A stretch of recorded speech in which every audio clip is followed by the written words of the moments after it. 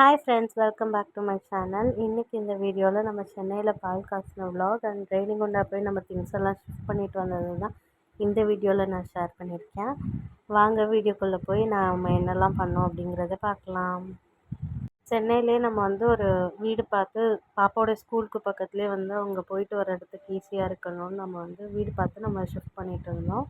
அந்த வீட்டுக்கு பால் காசுறப்போ நம்ம ரொம்ப க்ளோஸான ரிலேட்டிவ்ஸை மட்டும்தான் கூப்பிட்டுருந்தோம். பிகாஸ் இது வாடகை வீடு தானே அப்படிங்கிறதுனால ரொம்ப ஹாப்பியாக பால்லாம் காசி முடிச்சிட்டோம். காசி முடித்தோடனே நாங்கள் நெக்ஸ்ட்டு டே போய் வீடெல்லாம் ஷிஃப்ட் பண்ணி கொண்டு வரலாம் அப்படின்னு. அன்றைக்கி நாங்கள் பால் காசின அன்றைக்கி தான் பாப்பாவுக்கு ஃபர்ஸ்ட் டே ஆஃப் ஸ்கூல் கூட.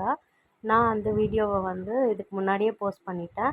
நீங்கள் அந்த வீடியோ பார்க்கல அப்படின்னா கண்டிப்பாக அந்த வீடியோவை நான் டெஸ்கிரிப்ஷன் பாக்ஸில் லிங்க் வைக்கிறேன்.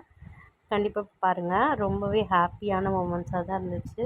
ரொம்ப நிறைவாக அன்றைக்கி சாமி கும்பிட்டு பால் காய்ச்சிட்டு ரொம்ப ஹாப்பியாக தான் இருந்துச்சு. பட் ஆனால் ஒரு சைடு ரொம்ப சோகமாக இருந்துச்சு. பிகாஸ் நான் அந்த ரேணிகுண்டா வீட்டை ரொம்பவே மிஸ் பண்ணுவேன். எனக்கு அங்கேருந்து வர்றதுக்கு மனசே கிடையாது.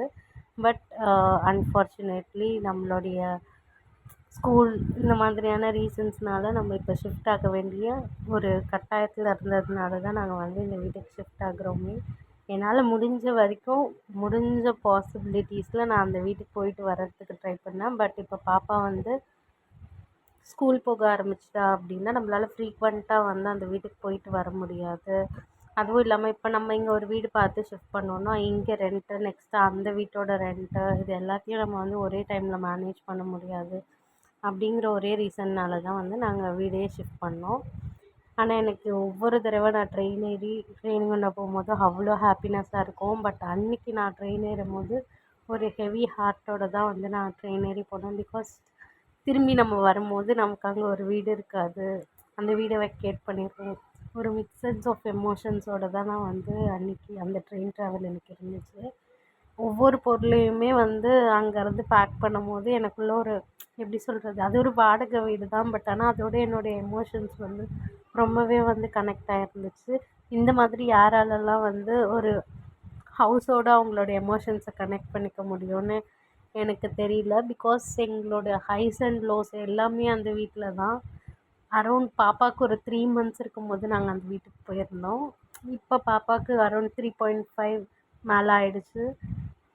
3 years ஆஃப் அந்த லைஃப் வேறு லெவல்னு தான் சொல்லணும். அவங்க திங்ஸ் எல்லாம் ஏற்றும் போது கூட எனக்கு ஒரு மாதிரி ஹெவி ஹார்ட்டாகவே தான் இருந்துச்சு. அங்கேருந்து வர்றதுக்கு மனசே இல்லாமல் தான் நான் இங்கே சென்னை வந்திருக்கேன்.